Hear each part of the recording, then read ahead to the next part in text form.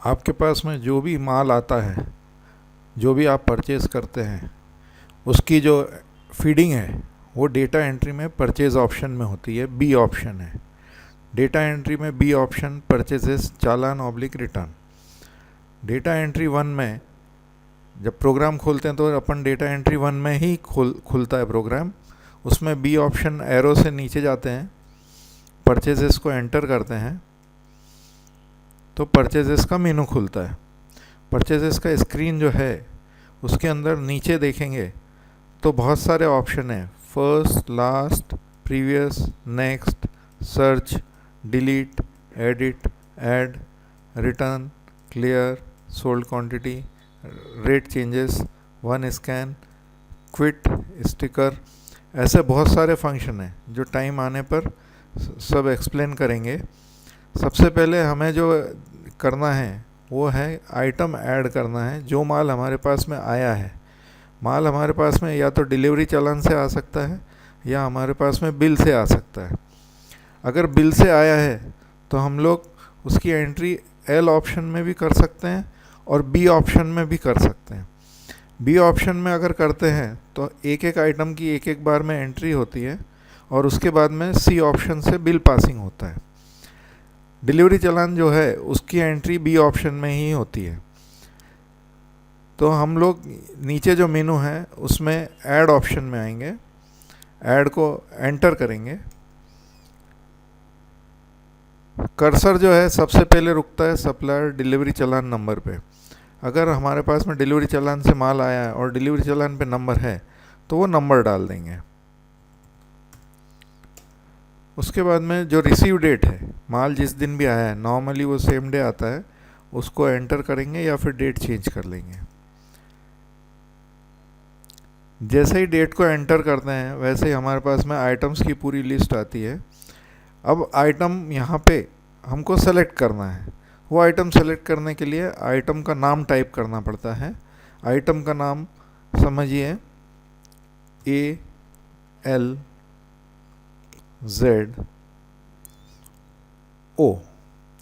अभी देखिए आप, ये जो आइटम का नाम है, ये इसकी स्पेलिंग हमने टाइप की, वो सबसे नीचे भी ALZO जहाँ पे दिखता है वहाँ पे आती रहती है। यानी हम जो भी टाइप करते हैं वो नीचे की लाइन में आता है। फिर हमारा आइटम है एल्जोलैम 4 टैबलेट 10 टैबलेट्स, तो इसको हम एंटर करेंगे।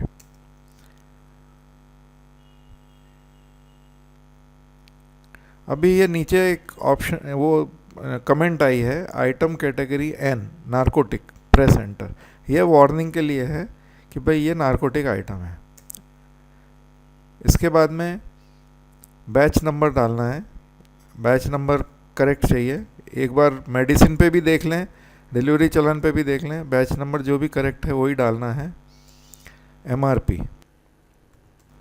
MRP डालिए। मेडिसिन, नॉर्मली आइटम मेडिसिन ही रहते हैं, फूड आइटम कम रहते हैं। अगर फूड आइटम है तो O डालिए और नहीं तो फिर M जो मेडिसिन का है वो डालिए। एक्सपायरी डेट, एक्सपायर्ड आइटम अपना प्रोग्राम में एक्सेप्टेबल नहीं है, नॉन एक्सपायरी का ही आइटम ले सकता है। अगर हम एक्सपायर्ड डालेंगे, जैसे 2010 2012 का आइटम लेंगे, अक्टूबर 2012, तो वो बोलता है एक्सपायर्ड आइटम, प्रेस एंटर, तो वो नहीं लेगा। ये एक आपके लिए वार्निंग है। तो एक्सपायरी प्रॉपरली डालिए। परचेज रेट अगर डिलीवरी चालान में दिया है तो डालिए, या बिल है तो परचेज रेट रहने ही वाला है उसमें, वो परचेज रेट डाल दीजिए।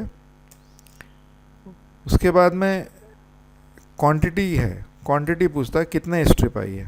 अभी हमारे पास में अगर 10 स्ट्रिप आई है तो 10 डाल देंगे। उसके साथ में कोई फ्री क्वांटिटी आई है अगर, तो फ्री क्वांटिटी डाल देंगे।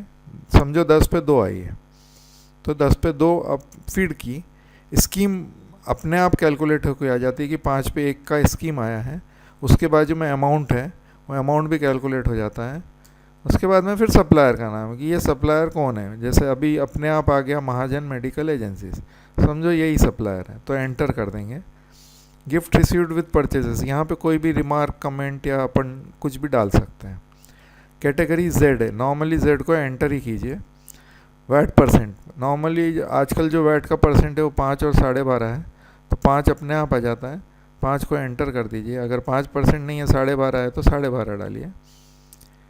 और फिर शेल्फ नंबर, नॉर्मली जब स्टार्ट करते नया मेडिकल होता है शेल्फ नंबर ब्लैंक रहता है, लेकिन जैसे ओवर ए पीरियड डेवलपमेंट होता है मेडिकल में और मेडिकल में शेल्फ नंबर डाले जाते हैं, तो वो शेल्फ नंबर यहाँ डाल दीजिए। ये शेल्फ नंबर आइटम के सामने अपने आप स्टोर हो जाएगा कंप्यूटर में, फिर नेक्स्ट टाइम आपको शेल्फ नंबर डालने की ज़रूरत नहीं पड़ेगी। जब बिलिंग करते हैं उस टाइम में शेल्फ नंबर अपने आप दिखता है और फिर वो शेल्फ नंबर के हिसाब से अपन माल निकाल सकते हैं। अभी ऊपर देखिए तो एकदम ऊपर मार्जिन दिखता है, मार्जिन परचेज रेट पे है विद स्कीम विदाउट स्कीम है, मार्जिन एमआरपी पे है विद स्कीम विदाउट स्कीम है। इस मार्जिन को देख के हम मालूम कर सकते हैं हमारी फीडिंग करेक्ट है या गलत है। नीचे डेटा ओके यस नो पूछ रहा है, अगर डेटा सब सही है, अपन ने सही डाला है, तो डेटा ओके को यस को एंटर कर दीजिए, नहीं तो एन कीजिए, वापस ऊपर चला जाएगा कर्सर। तो डेटा ओके को मैं यस करता हूँ, यस को एंटर करता हूँ, यस को मैंने एंटर किया तो ये डेटा सेव हो गया।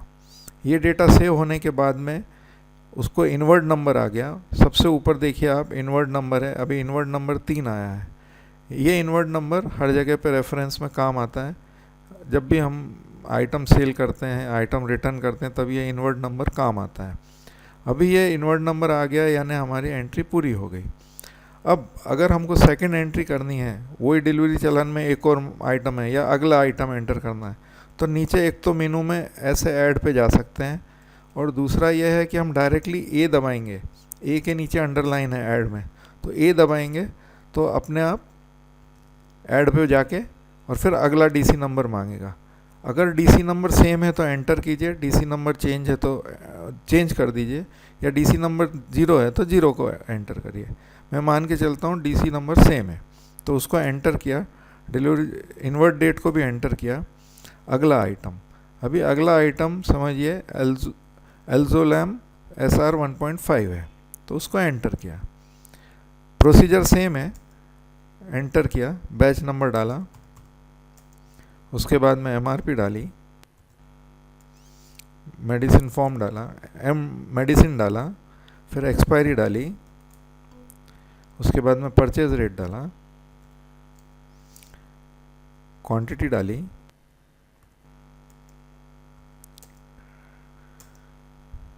महाजन मेडिकल सप्लायर है, उस सप्लायर का नाम डाला, कैटेगरी जेड को एंटर किया, टैक्स परसेंट को एंटर किया। टैक्स परसेंट के बाद शेल्फ नंबर पे रुकता है, उसके पहले सेल रेट अपने आप कैलकुलेट हो जाता है। ये टैबलेट की रेट है जिस पे कि जो अपना टैबलेट है वो बिकने वाला है।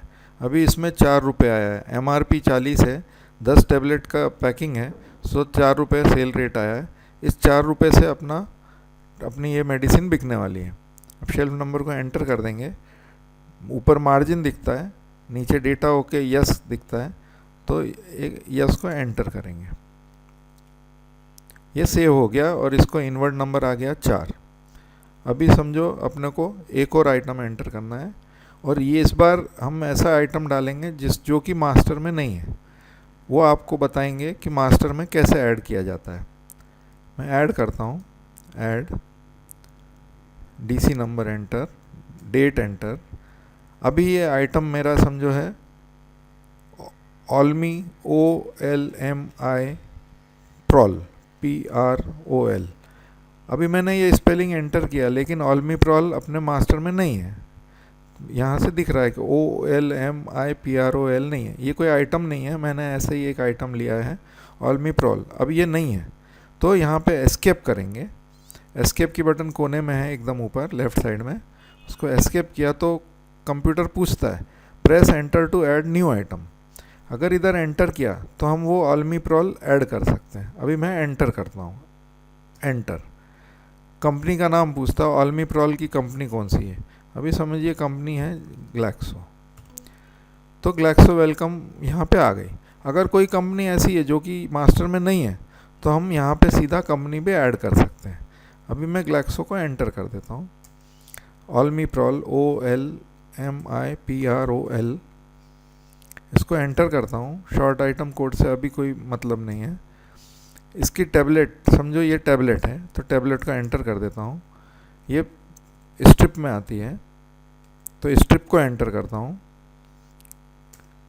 उसके बाद में पैकिंग, समझो ये 10 टैबलेट की पैकिंग है, तो 10 टैबलेट दे देता हूँ।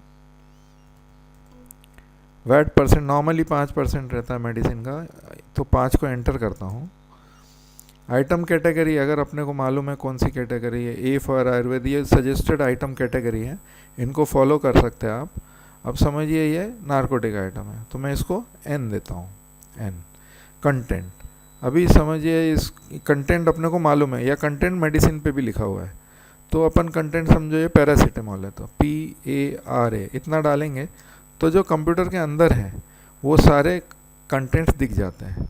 अभी इसमें से कोई भी कंटेंट अपन चूज़ करके डाल सकते हैं, या ऑनलाइन ऐड भी कर सकते हैं।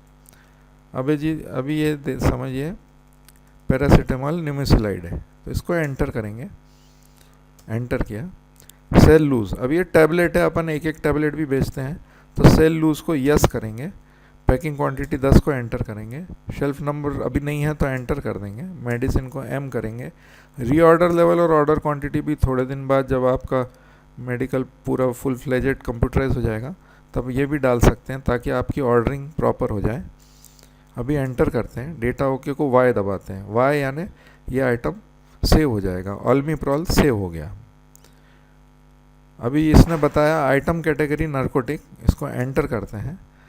ऑल्मीप्रॉल का बैच नंबर डालते हैं, उसकी MRP डालते हैं, मेडिसिन है, एक्सपायरी डाली, परचेज रेट डाला, स्ट्रिप्स कितनी है क्वांटिटी वो डाली, स्कीम नहीं है समझिए तो एंटर कर दिया, पार्टी सप्लायर सेम है उसको एंटर कर दिया। और इस तरह से एंटर करेंगे, डेटा ओके को यस करेंगे तो सेव हो जाएगा। ऊपर कोने में मार्जिन दिख रहा है। अब मैं इसको एंटर करता हूँ, डेटा ओके यस किया। अभी ऑल्मीप्रॉल को इनवर्ट नंबर 5 आ गया। इस तरीके से आप परचेज एंट्री कर सकते हैं।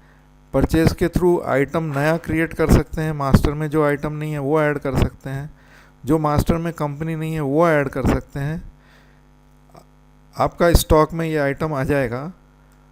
अब इसमें जो फंक्शंस हैं नीचे काफ़ी फंक्शंस हैं। एक तो सर्च का फंक्शन है, ये जो फर्स्ट लास्ट प्रीवियस नेक्स्ट और फिर सर्च को एंटर करते हैं।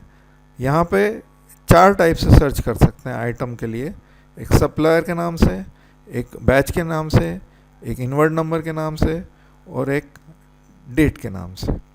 तो हम लोग इसमें समझिए आइटम पे सर्च करते हैं, तो 4 नंबर दिया, एंटर किया, तो यहाँ पे आइटम आ गया। अभी आइटम हमारा समझो एल्जो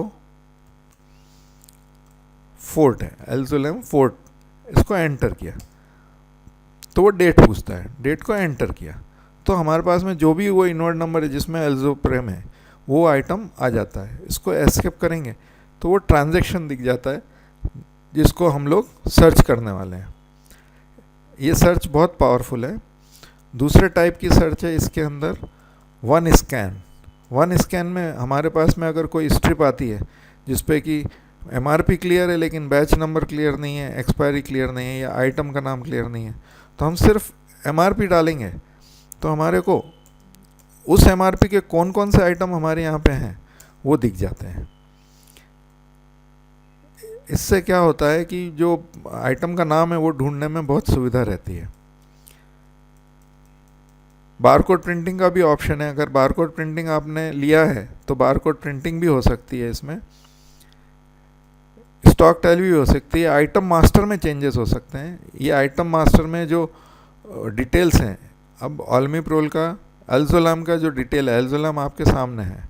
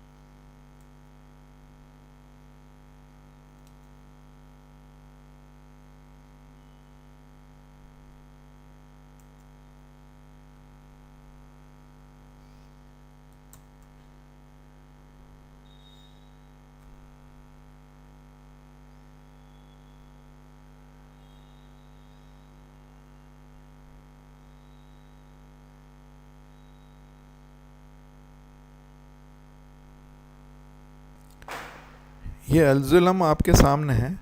इसमें मैं ऑप्शन में जाता हूँ, आइटम मास्टर, ऑप्शन नंबर 4, इसको एंटर करता हूँ। तो यहाँ पे उसका shelf number, reorder level, order quantity और बार कोड, ये सब सामने आ जाता है। आइटम मास्टर में गए बिना इसको यहीं से चेंज कर सकते हैं। अब इसको मैं एस्केप करता हूँ। इस तरह से यहाँ पे बहुत सारी फैसिलिटीज़ हैं, आप धीरे धीरे जब यूज़ करेंगे तो आपको काम में आएंगी। परचेज एंट्री एकदम इजी है, एकदम सिंपल है। आपको मैंने ये एक्सप्लेन किया अभी। अगर आपको फिर से देखना है तो ये रिकॉर्डिंग आप फिर से देख सकते हैं। 2-3 बार देखेंगे आपको एकदम क्लियर हो जाएगा। धन्यवाद।